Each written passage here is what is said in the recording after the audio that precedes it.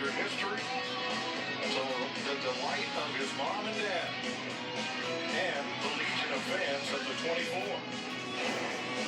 Now the business at hand is getting ready to race on Thursday. It's Sprint Cup practice on FS1, presented by Chevrolet. Defending Daytona champ Joey Logano is first in the practice line. Dale Jr. did a sit-down with Larry Mack. You'll see later today. Brad Keselowski, Chase, and those who will be chasing him in the Can-Am Duel at Daytona tomorrow night here on FS1. Duel number 1 sets the inside lane to come down to green in the Daytona 500. Duel 2 sets the outside. The highest finishing non-chartered or open team in each duel will make the 500. Ryan Blaney and Matt DiBenedetto already locked in on qualifying time, as are the 36 drivers whose cars are chartered into this and every Sprint Cup race this season.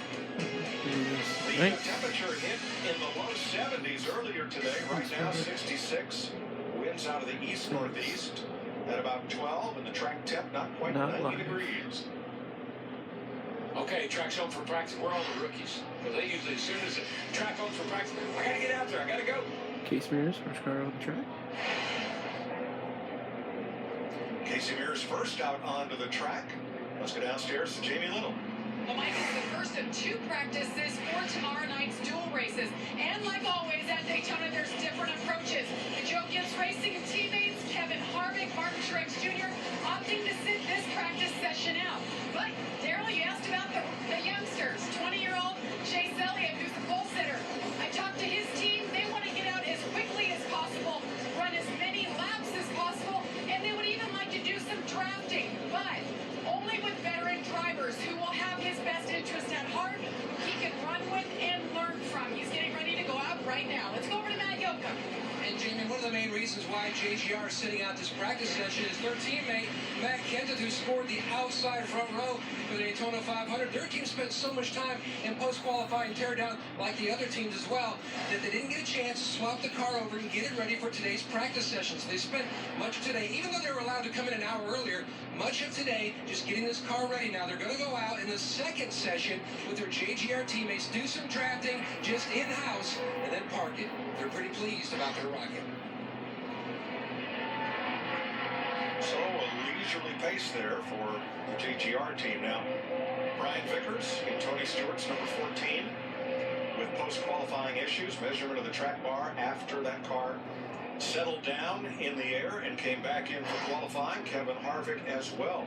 They will each start their Can-Am duel from the back due to that violation. That's how you know when you're ready to go. You just clean in the end. You know, vacuum out the inside a little bit, dust it off. You're ready to go.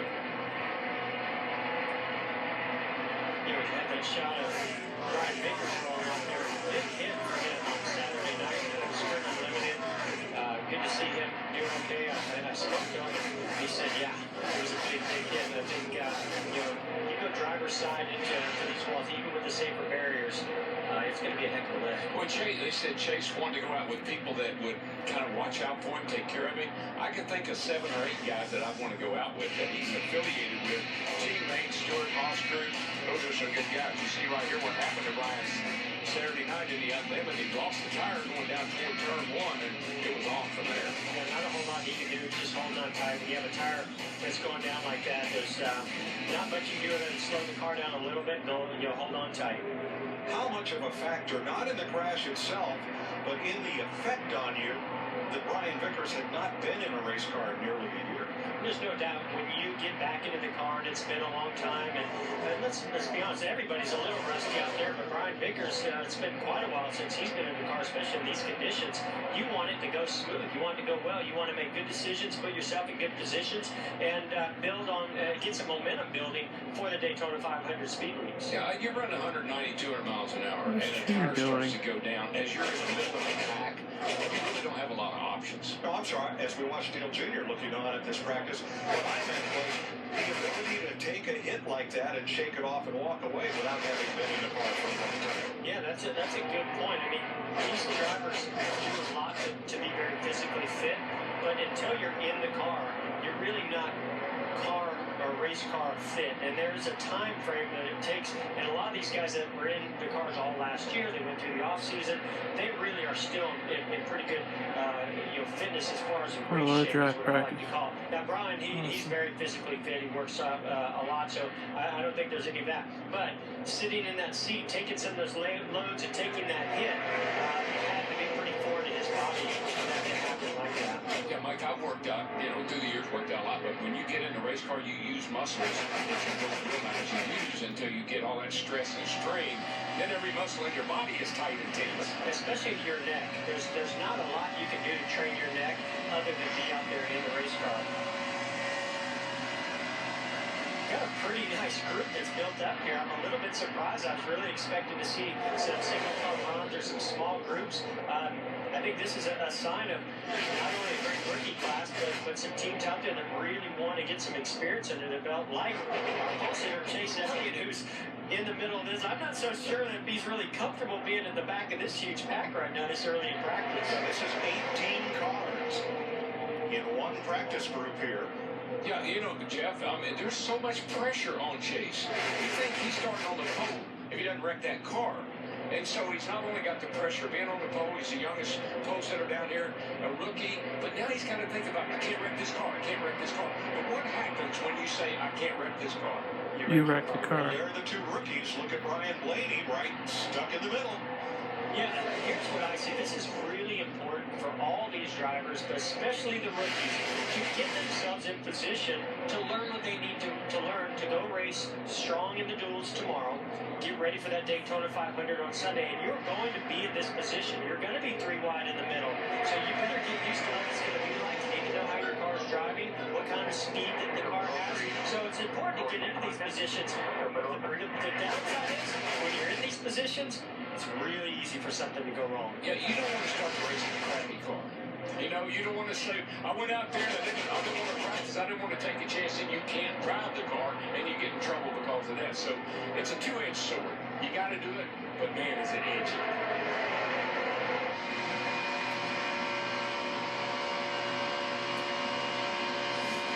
All clear, no pressure. You're about 3 car lengths, so you know. Now 4 and now 5. All clear. Now we have 2 orderly lanes coming to the stripe instead of that 3 wide. Somewhere in the midst of all that, down on the inside toward the front of the line is Brad Keselowski in the white Dukes. Jamie? Mike, one of the stories during Speed Weeks is these Penske cars and the Ford noses. They brought something new this year, and they're very excited about it. I went and talked to Paul Wolf, his crew chief, about Brad's car in the Sprint Unlimited, and he said Brad said that was the best car he's ever had at a restrictor plate race. He was very happy with it, but the downside, we all saw it, he got trash on the grill, and it wouldn't come off even when he sucked up behind somebody. That is still a concern, and they're looking at trying some different size mesh on that grill moving forward. And we say grill, but that's a misnomer because the grill on these cars, unlike your car, is pretty much a decal or a sticker. Right on the face of the bumper is an opening to get air into the radiator, the size of which is mandated by NASCAR, and that opening got plugged up on Keselowski's car in the Unlimited. And some big pieces of plastic were blowing around there Saturday. All these teams really play around a lot with the grill screen and the way it's shaped and the way it allows air to flow into it. I think Larry Mack might actually be able to elaborate a little bit more some of the detail on that grill screen, because it did look to me, Larry Mack, like that trash was really stuck in it like I've never seen before. Yeah, NASCAR mandates the size, Jeff, and that's 23 inches wide by 1.75 inches tall. Now, you can tape it up more than that. Obviously, helps the air of the race car, but it can't be bigger than that. No question, they will play with pretty much how dense the wire is. Maybe real fine wire, or they'll maybe open it up a little bit, and then sometimes they'll actually put a little concave in it just to pretty much keep trash from getting in there and captured up in that, if it's pretty much sunk in right there. So they'll play with the shape of that screen wire. And I think that's what happened to Brad. He had a bit of that concave screen and sucked that plastic and it stayed right there. Might have had a little contact out there early on in this practice session. Closer.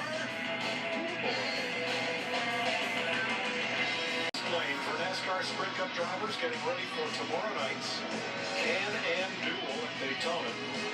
Here are the fastest speeds. Michael McDowell catching up to that pack at 200 miles per hour.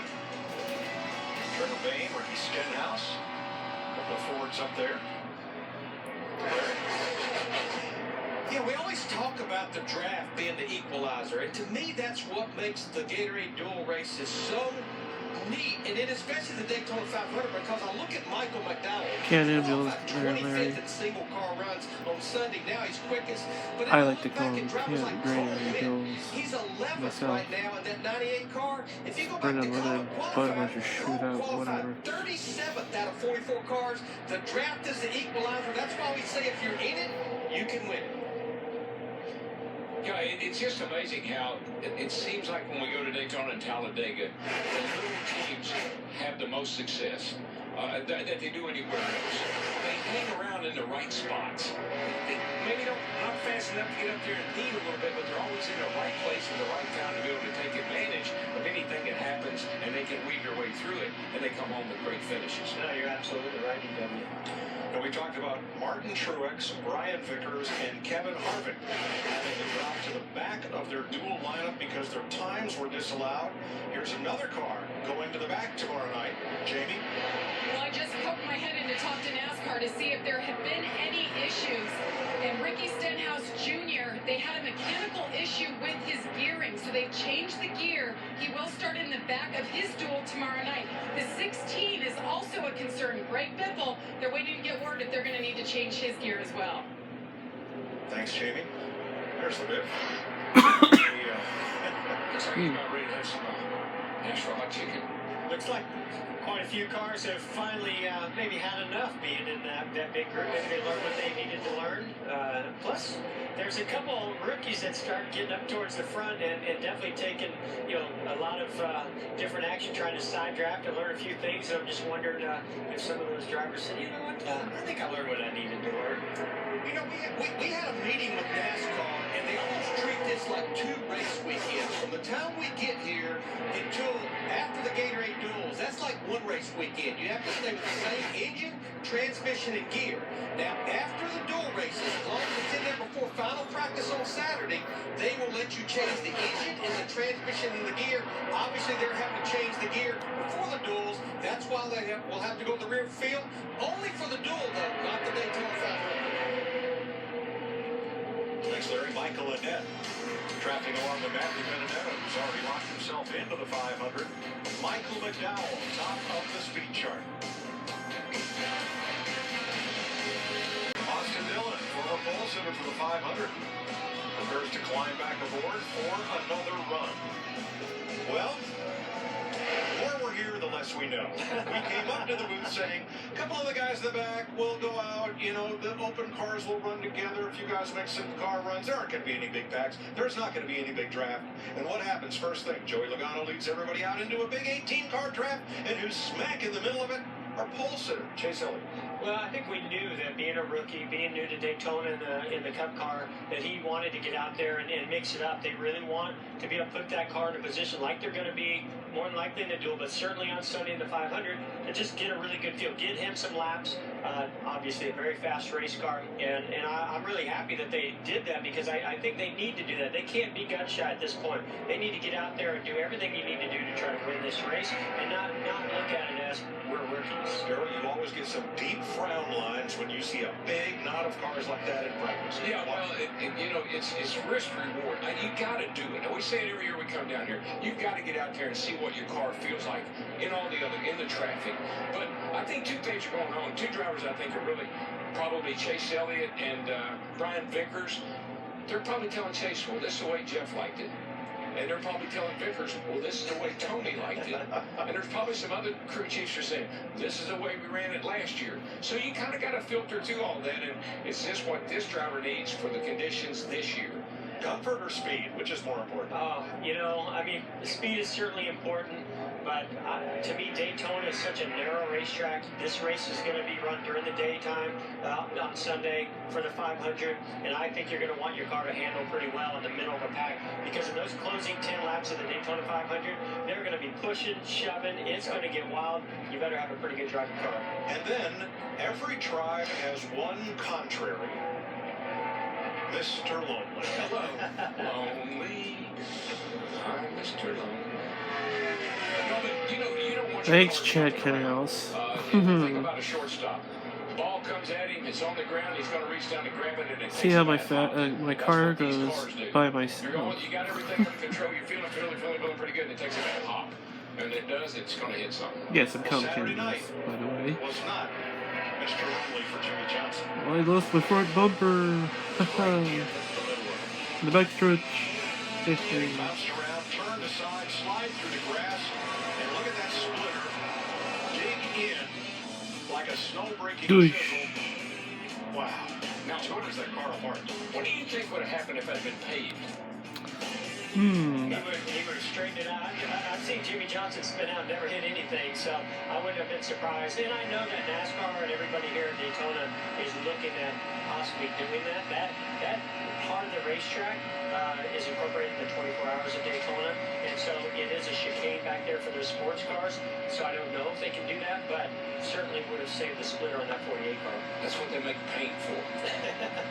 Well, this was never a problem until we developed cars with those splitters that are right down on the pavement, and otherwise, or they just work like a scraper as they get into an uneven surface like that. We listened in on Jimmy Johnson and team. You think you were rude out there? Yeah, I know. I laughed. He probably would be so bored about riding with him out there. I It would. be very entertaining. So, Spotter Earl Marvin wants to go for a ride. Big Earl, put him over on the right side and we'll hear some noise then. Earl knows how to lighten up the moment. I mean, I think they've realized that this is not going to be really exciting, but I love that Jack Canals is going to stick to his plan. He's not going to go away from it. Hey, back over, bud. Practice for tomorrow's Can-Am Duel at Daytona continues.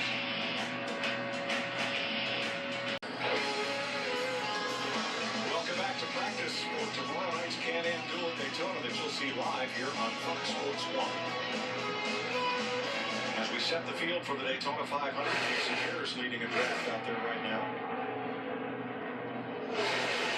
Mix of Chevys, Toyotas, and Fords. Teddy Mears is running good down here. He had a great unlimited, qualified pretty good. Little car, single car team, Booty Barker. You know, when you have about 5 or 6 cars like that, not a lot that you're going to learn. So what you would want to do is just make a long run. Either just see if the balance changes, see how the car's driving. You probably want to shift from the front of that pack back into the back of one of those smaller packs. You're not going to really get true racing conditions, but every crew chief will tell you, if we can be on track learning something, let's learn something. Yeah, Mike, I mean, you're going through a series of things here. First of all, how much tape can I run on my grill? We talked about the opening. How much can I close that up and still keep the engine cool? Running in traffic. Then we're talking about tire pressure buildups. And that's something you have to monitor to keep the car handling well all night long. How low do I have to start the pressures? Where are they going to build up to? And what do I need to do to help the car when it comes to tire pressure? How many times have we heard these guys come to pit road, drop a pound of air out of the car, and the car was a totally different car? But before we get there, let's talk coming to pit road, and let's have a look at Chase Elliott in the 24. This is a really important part of this race.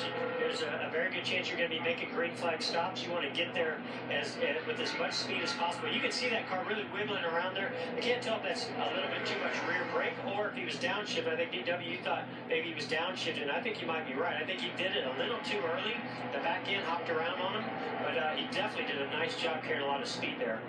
Here's what Chase said. So you did a pretty good job coming to the line, but I did not see the slide. That's going to take some getting used to with this dash deal. It's too hard to hold the light. It's just way too jumpy right there with whatever setting that is. Just left that mirror. I can't see where guys are very well either. So, well, interesting thing on the mirror. I wouldn't be surprised if they have the left side mirror that I liked in the car. And I'll apologize to Chase right now. He probably wants something a little bit different. I always like the flat mirror on that left side, but it doesn't give you a lot. Actually, no, they went with the concave one. They went away from the one that I really like. But no, I think that right there, him talking about the dash, the digital dash. All these teams, you keep talking about how they're tuned for pit road speed. And I've heard from a lot of different drivers a whole mix of how they're tuning to that. I've heard some guys say, hey, I was within a half a mile per hour on pit road all the way down pit road, and we're very happy with it. I've heard others say, like Chase just did, very difficult to get down to pit road speed and hold that speed. Mike, I think peripheral vision, it's restricted somewhat with the Hans device, the way the seats are made. Then you throw in some extra mirrors. What he's worried about is a car dive bombing him as he comes on the pit road. Comes in a little hotter, and all of a sudden he doesn't know he's there. So he's thinking he thinks like a veteran. I mean, those are things that a rookie may never think of, but this kid's always kind of thinking, kind of planning ahead. That was Greg Biffle's car. We saw the glass panel, the new digital dash. It's in use in the Sprint Cup Series, and it's mandatory. It's not an option for these teams. Here in this script, we're back to the digital dash. What I love so much is that lap time up there. That's something that the drivers have never had in race or practice conditions, and that is such a huge tool. Maybe it's not a big tool here at Daytona, but when we leave here and we go to Atlanta, and we go to Las Vegas and California and Phoenix, they are going to live by that number every single lap. Yeah, and it helps you know what you did on that lap. Maybe you ran a different line or something, so it always helps you to document that. For the last couple days, there's been a lot of gum flap Oh. roof flaps. This is David Reagan's take just a couple of minutes ago in this session. Most laps run in this practice session. Danica Patrick, Regan Smith, who is new to the number 7 this year. Casey Ayers, Joey Logano, Brad Keselowski. Did you go this morning and do yoga with Danica? I was waiting for you to show up to pick me up. Yeah. He sent you for a long wait. I was having a cup of coffee right along then. Yeah. I'll tell you, two drivers, teams here in this draft that I think are going to be moving up that laps board, and that's Chris Buescher and Brian Scott, two rookies. We haven't talked a lot about them. Obviously, a lot of talk about Chase Elliott and Ryan Blaney, but these two guys, very talented race car drivers, with a lot on the line here at Daytona and putting in a lot of laps here to really get an idea of what they need for this race tomorrow. I think a lot of these guys here are looking for speed. They just don't have the speed, and they know they need it, and I think that's what they're working on. And I see that 44 car, and I squint, and I see newly minted Hall of Famer Terry Labonte in the Piedmont Airlines car for Billy Davis. So true. It's hard to ever get away from some of those images. So I saw Landon Castle there was leading that draft there, and you saw him put his hand out the window. And basically, when you've led a lot of laps or you're out front, you now think to yourself, okay, I want to get back and get behind some cars and see what the car does. So he kind of waved them on by, moved to the top. Obviously, not all of them wanted to go on by him, and let some cars go, and then he's going to fall back in line, see what his car does in a different type of draft rather than being out front. I think that's Brian Vickers in the 14 up there, and I think he's a guy that needs to run a lot of laps. Yeah, comfortable. Absolutely. I think, as we documented earlier, he would have liked to have had a much more solid race on Saturday night in the Unlimited. Had he had a solid race, I think he'd be sitting here with a lot of confidence, feeling good about it. And it wasn't his fault, the tire cut down, but a lot of laps, get a lot of experience, and we know this is a car team that can go battle for a win for the Daytona 500. Now there's something we haven't seen all week. 8,700 RPM coming through the trial down the turn one. Here's James Little, today's Geico Pit Report. Carl Edwards just came walking through the garage. He said, I'm going to go out there, get my car. And your crew chief said, nah, not so fast. So what's your plan now? I'm just going to stand by the car. Pretty much, that's it. So, And you act like my boss handed it, Carl. I guess we decided not to. I think we're going to go out next practice. It's hard, you have this plan, like, hey, we're not going to wreck the car. We got this, the guys are out there running. You want to go out there and go. So I just hang out here in case they change their mind and want to let me get in the car. But I think most of them Just say practice, pretty. So hard. Some drivers, they want to get out there and they're torn and they don't want to mess up their your car either, Mike. I always think about what Larry told me Earnhardt used to say. And Larry, you know, he was kind of finicky anyway. You want to get that car out there on the track, get it in traffic, see how it's going to run. And Larry going to Dale and say, Dale, is it going to go out there and run in traffic, see how the car's going to do? Nope. Don't plan on being in no traffic. And he wasn't very often. So here's the pit sign for Chase Elliott. What I like about this, you're looking at a team, very experienced team with the 24 car. But Alan Gustafson and this team are paying attention to details. They are trying to cross their T's and dot their I's. They're on the pole for the Daytona 500. They want to make sure they get through this race tomorrow by having a great experience in that race. That's why they're out there drafting a lot, getting them used to being in the draft with Chase. But they're also really practicing getting on pit road, getting into the pit box with so many aspects that go into this race to not just be in it, but be a real factor when it's all over. It's not like he's never been here before. I mean, he ran the Xfinity races here, and so he knows kind of what he's getting into.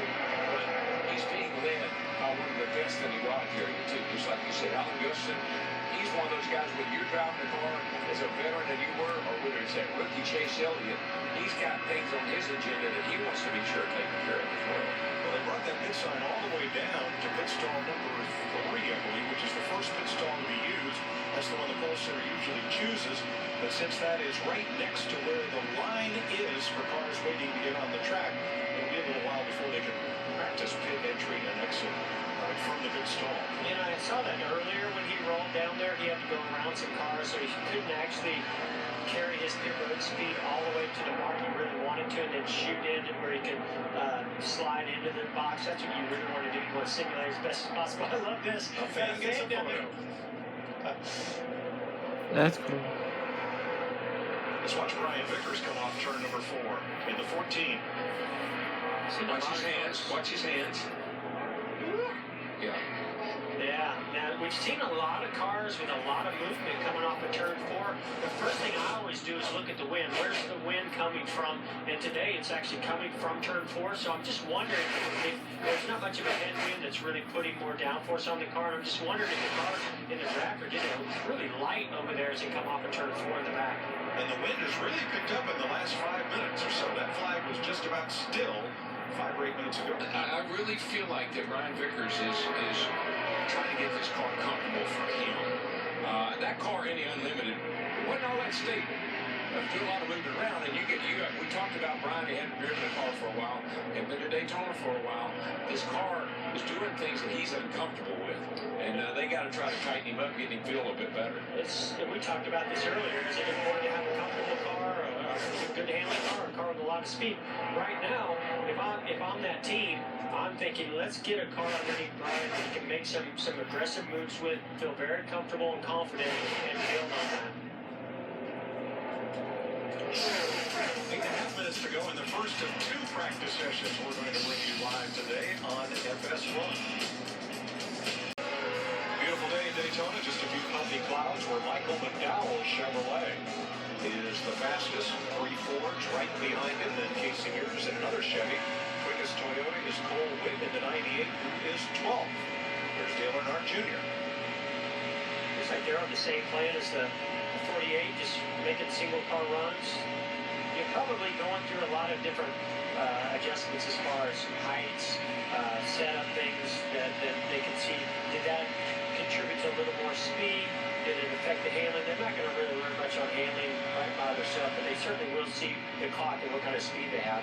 I see the RPM, Jeff, and that makes me think they've gone to a little bit lower gear. A bunch of these teams have, because I'm seeing a whole much more RPM than what we were seeing in practice on Friday. I don't think we ever saw 84, 8,500, Yeah, 82, 83, It's a maybe good 84. point, because once they pull the tape off, they might know that that's going to slow the cars down a little bit. They might want to I work think more I gear. might play a little bit of PlayStation with these equipment real quick. Earnhardt completes this lap as we get out of the garage and Matt Yoakum. Mike, a lot for Greg Biff on the 16 bunch to work on. So you got a new spotter this year, Freddie Kraft, but also working on the mirror, and then also working about your car, different sections of the track.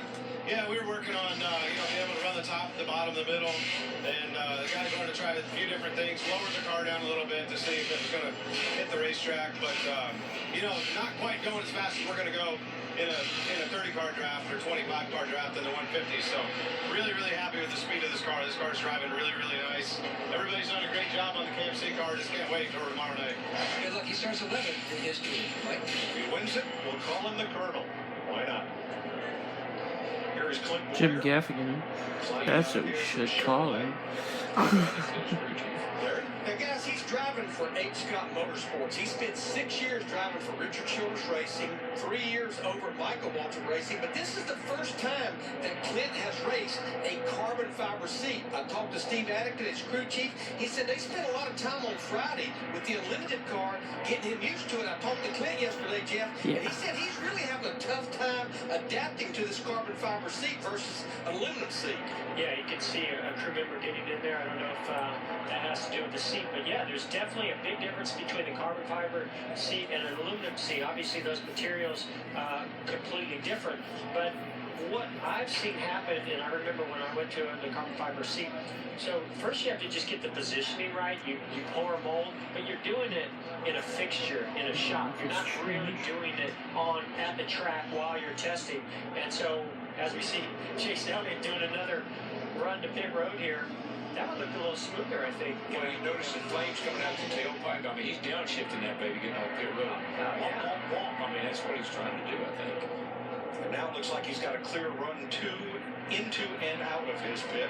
All the way down there where his pits. That's where he will. And so what tomorrow. Yeah, what you're trying to do is see what kind of grip level the tires have, how deep you can drive in there. Now, what you have to be real careful in this situation in race conditions, those tires have a lot more heat in them, a lot less grip. If you try to drive them in the same spot and carry too much speed in there, you're going to slide right through your pit, which we see a lot here in Daytona. I want to step back real quick on the carbon fiber seat. The biggest adjustment that I had, it's very rigid. It's a very safe seat. It's a great, from a safety feature, it's fantastic the way it holds the belts and the head supports and everything. It's very rigid. You feel all of the vibrations in that car coming through your body more than you ever did before. When you go into a hit, it's a great thing to have, but getting used to the positioning of it and the rigidness of it is definitely a big adjustment for drivers. It seems more confining to me. It just seems like it fits you tighter.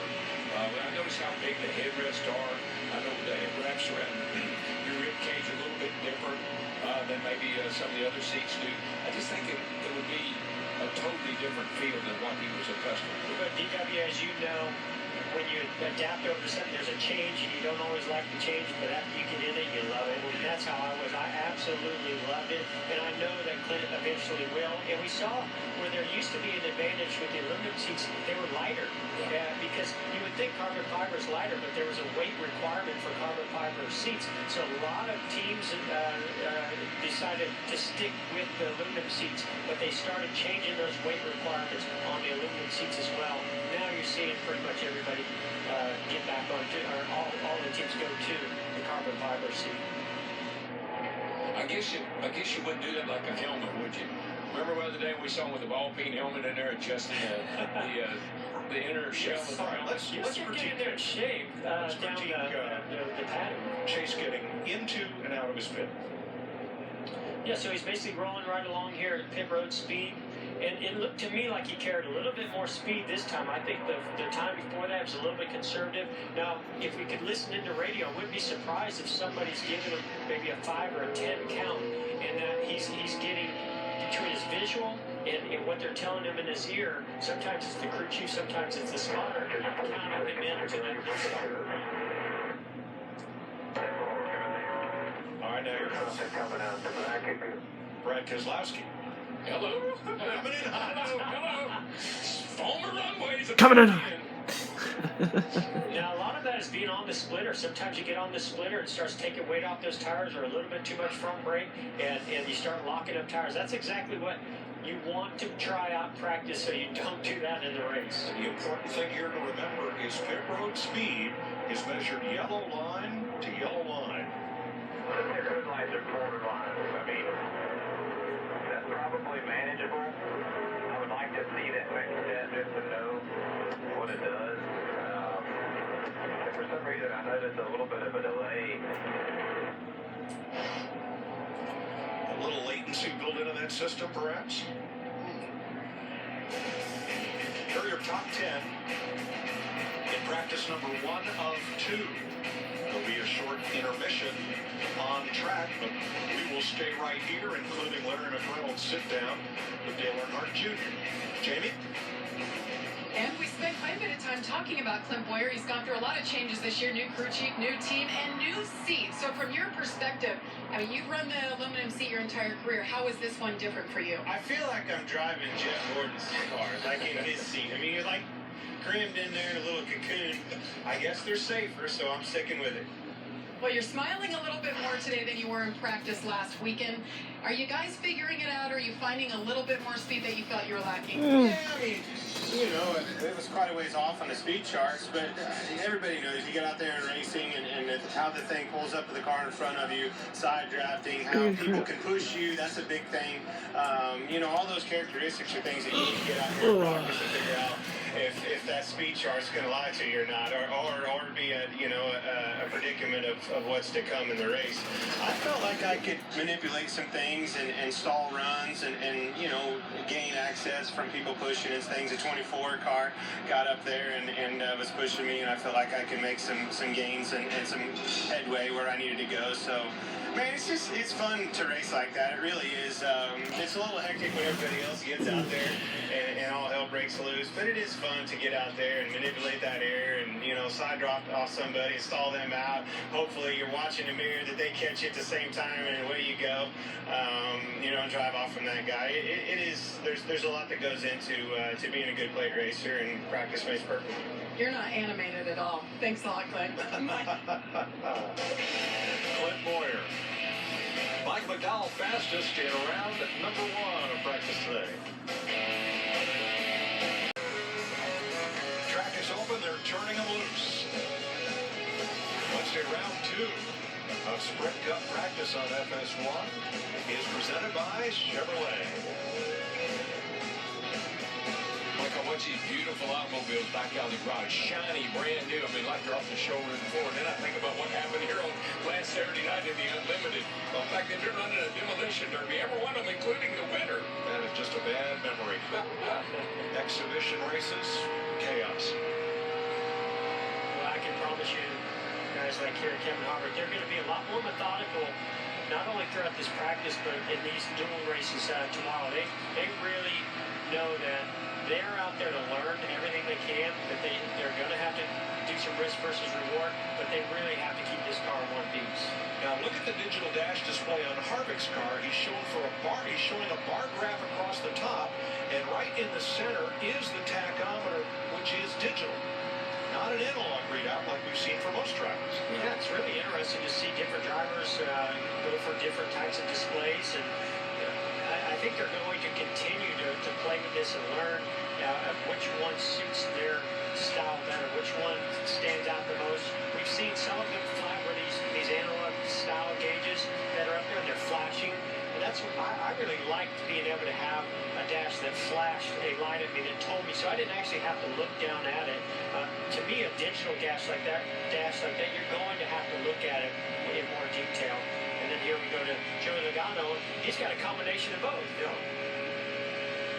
And we're not positive because we don't have a screen grab of the actual display, and the driver can change it through several different pages. But that appears to be a bar graph for attack in the upper part of the gauge, and then round analog style gauges below. Right, and then actually right here in the corner, you've actually got the lap time. And then over here on this side, I mean, they've got a lot on this page. If I had to guess, it's either some water pressure, maybe some oil pressure, maybe even some volts meters that could be over there. And then along the top, you can't really see it, but there's a bunch of gauges right there on the top, too. I mean, he had it. Here we go. Now, going forward, and there is no specific timeline for this, it is possible that those gauge displays might be made available to television, over the internet, so you can enjoy your favorite driver's ride at home right on your laptop. But that's some ways away. Right now, this is the first week in which the digital dash, the glass panel, has been mandatory for these Sprint Cup teams. I think one of the gauges that's critical on these cars down here particularly is that rudder pressure gauge. That is so, that thing, if you get the engine too hot, you start blowing water out like we saw Keselowski do Saturday night, you'll melt the engine down if you don't get out of the draft and get some air into the radiator or get some water back in it. Yeah, I love this right here. I mean, we talk about Jimmy Johnson, Chad Knaus going out there and making single car runs. He so badly wants to be by himself that as he came up on this 14-car draft that we see that's rolled on pit road, Yeah, he he's just gonna bails think out of the about it. gas as he gets to it. I don't want to be in that big group. He'll probably roll around here slow, let that And then they're probably gonna wreck too. Start back up, and they just want to get Got 5 cars back. Caterpillar probably back there. That's what they're looking for. They're looking for hundreds and tenths of a second, and just Remarkable turn 2. One car around, sliding up hard in the wall. Ryan Newman and Michael Waltrip in the 83. Stop. Oh boy, our worst fears confirmed. Right now, Jimmy Johnson and Chad Knaus look like geniuses, and that's exactly one of the reasons why they stay out of that. Usually we get a few laps under our belt. These cars really get double foul before something like that happens. So here's to see what we got here. Several cars are involved. Right at the beginning, you've got the 31 car coming up on the 40, the 83. Somehow that 40 checks up. Yeah. Michael got into the 82 there. Michael got into the back of Newman in the 31, but I'm not sure exactly what all took place there. Yeah, I'd like to maybe go back a little further because the 40 reached shorts. And let's listen to Ryan Newman. I hit the horns right in front, not very hard, but I did hit it. It went up through the hood. The 95 or somebody was off the oil line. In front of everybody there.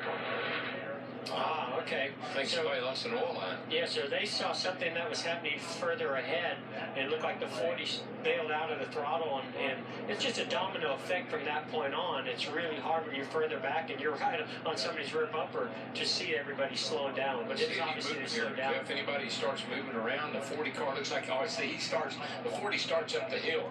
I believe the 40 car's lifted because ahead of him, the 95 is spewing oil. I think the 40, I think he may have gotten into oil because it looked like the car started going up the track and he tried to get out of the throttle a little bit.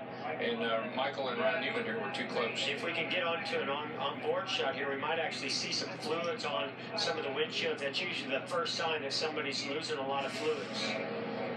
Kyle Larson did. There's damage to the back of Kyle Larson's car. Yeah, he got rammed into. You heard Ryan Newman say he did not hit the wall very hard. I think probably Michael Waltrip got the worst of that.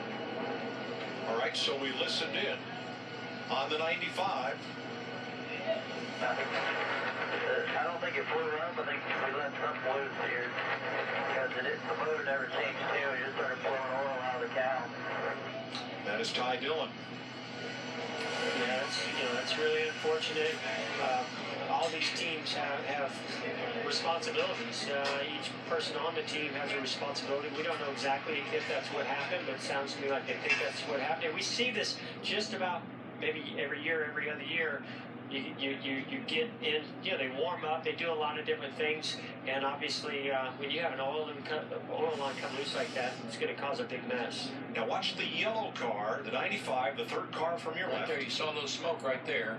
That's Ty Dillon smoking. And then you see the 40 car back here, a couple of cars back. It gets loose in the oil and ends up the track. One thing I can tell you is Kurt Busch in the 41 car, he can't see anything right now. He's just being covered in oil. That's blurry. He had blurred vision in that one.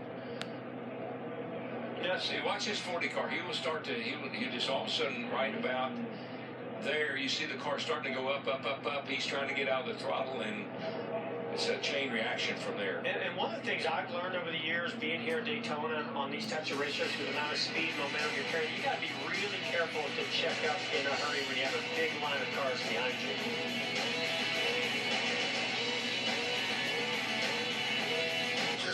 Track is open for practice. Half a dozen drivers are on the track, and now everybody is finding their friends to line up with it.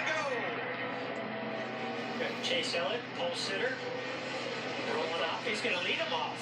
Looked like it was going to be a bunch of Hendrick cars here, but then 2 or 3 other cars. You see Brett Cassidy, the 2, he jumped in the middle of this crowd. A lot of these cars were sitting there waiting for some cars to go through all that speedy dry, sort of get it pulled up off the racetrack, make sure the oil is gone. I think I'd keep it a little bit low right now for the rest of this practice. What just happened here? 1, 2, 3 red light? Yeah, it seems like everybody. All of a sudden, it's a drag race. If I'm going, you're going. Is there any order to this, or does it just kind of happen? Well, it's about as much order as there is to what they're doing right now. It's a little bit of chaos. Yeah. All right, Chris Neville. Well, Mike, we saw the 31 team grinding on that car, trying to get that primary car ready for the race, but the 42 team, Kyle Larson's team, they have opted to pull their backup car out. This is the primary car. They got into the wall when that oil hit the racetrack. We'd see lots of right side damage on the car, and I just checked with the team, and they said they just think there's too much bodywork damage on this car. You can see lots of damage to the rear of the car, so they've just pulled his backup car out, and that's what they're going to be focused on the rest of the weekend. So he will give up his 11th starting spot in his duel. We're told that Michael Waltrip, who would have started 13th in duel 1, will also, or excuse me, 13th in duel 2, will also go to a backup car and have to start in the back. And NASCAR has now added, because of the cleanup time, 5 minutes to this practice session. Thank you, NASCAR, because I really like seeing these cars get in this draft. This is fantastic. I know they want to get more laps in these kind of conditions, and it's nice for us to be able to see what things they're going to kind of try to learn out there for us. Yeah, I think what Dale Jr. is trying to learn right now is how steamy is that 24 car. They're in the same duel together, and I'm sure Junior's sitting there saying, I got to size this kid up, see if I got anything for him or not. And that's exactly what I would like to see here. I'd actually like to see Junior start backing up to some of the cars behind him and get a little bit of a push and show Chase just what he's going to be expected, how cars are going to get runs on him, and how to block it, or how to anticipate, or just something to talk about. All these teams are going to have debriefs after this practice session tonight to just talk about all the things that they did during this practice session. Now, as this group works its way around past the start-finish line, the group of Toyotas is headed off in turn number 3. Maybe they don't play well with others. They're in a small group among themselves. And rookie Brian Scott has taken that number 44 Chevrolet, catching up to the pack in the outside lane to the top of the speed chart. And there goes Junior. He's going to try to get around Chase Elliott. They're going down the back. Looks like he's going to make that pass. Now Chase follow him and size him up a little bit. Yeah, this is all great lessons for rookie driver Chase Elliott to learn from. Now, of course, he may have wanted to get in behind traffic and sort of let Junior get that move. But right now, if I were him, I want to do the exact opposite. Now I want to work those cars behind me, see if I can't get that kind of momentum that Dale Jr. just showed him that's out there, and see if I can't make a move on Dale Jr. Because I promise you, you're going to have to pass Dale Earnhardt Jr. if you're going to win that duel or win the Daytona 500. One thing I noticed with Chase Elliott in the 24 and the 2-car Keselowski got alongside the 24, but he was able to clear him and draft back up to the back end of the 88 of Dale Jr. So that 24's got a little steam on the hood, that's for sure. Here comes the 2-car. Ends up getting to the quarter pound. Now, see, I would have liked to see Chase really use his spotter, those mirrors to get down in front of that 2. That was a big push that 2 had. These are the types of experiences that he's going to have to learn. But now, still staying in the outside lane, he gets a little push from behind him from the 14 of Brian Vickers. I thought he got a little, he did a little side draft in there off the 2. That's something that he will be able to utilize, learn here how to use that to his advantage as well. So, man, he's up here where that oil was. I know that. Yeah, it looks like the track's in pretty good shape now. 11 cars in that pack, and they're catching 1 out in front. But Jeff, this is the right guys to be trying things with. You got Dale Jr. in the front. You got Keselowski beside you. These are veteran drivers that you can trust. Oh, this is a great pack. This is the exact type of conditions that not just Chase Elliott, but all these drivers would like to be in. Look at the quality of drivers and teams that are in this pack. These are guys you can really trust. They've got a lot of experience. They're going to be swapping around. They're going to be really showing you what kind of conditions you're going to be in the race. Now they caught and drove past Jimmy Johnson with a speed differential of some 7 miles per hour. as Johnson fades from that group. Now look at Brian Scott, top of the screen in the 44. Boy, he's got his hands where you see him fighting the wheel. Oh, so close. So one of the things that he's dealing with in that position, we saw where he went to the top of the floor because those cars are punching a big hole, so he's obviously drafting up to them and has less resistance on the car. But just like what that does to bring that car up to that speed, it also doesn't have the downforce on the car when he gets into the corner. So when he's coming off that corner, he's got to give a little bit of extra room to that outside wall to prevent just what we saw happen. Let's check with Chris. Well, Mike, Danica Patrick opting to sit out the rest of this practice. And Danica, I spoke with your crew chief right before practice. He said he was happy with the speed you guys had in practice 1. However, he wanted to make the car a little bit more comfortable for you. Are you pretty happy with the 10 car? Yeah, it's been pretty comfortable. We were working on something early on, but the second run out, the car was better. So it was just about how can we accomplish that in a different way? Does it make it a little bit better? Does anything feel nicer about it in the pack? So it's really not a huge deal that we didn't get back out there. It was, thank goodness we didn't get shuffled back any further in that first group that went out in second practice because unfortunately there was some crashed cars. But yeah, we got enough runs in. We felt like in the first practice that we didn't have to do anything risky, and they were having a hard time finding the oil on the track. So I feel like the Nature's Bakery car is pretty good, and we'll see what happens on Thursday night. But unfortunately, these guys work so hard on the cars to be perfect, and then you see cars that have a bunch of crash damage, and they manage to be able to win races and run really fast. So it ends up being about what you got coming behind you most of the time. Thanks, Dan. This is a great way to end this practice, assuming we don't have any issues. You're going to go back to the garage right now with some great feedback for your crew chief. And running with these fast cars, whether you're Chase, Elliott, or whether you're Brad Keselowski, you're running a lot right now that will apply to tomorrow night's race. Let's show you the pass that Elliott made on Keselowski. Chase did a great job here of using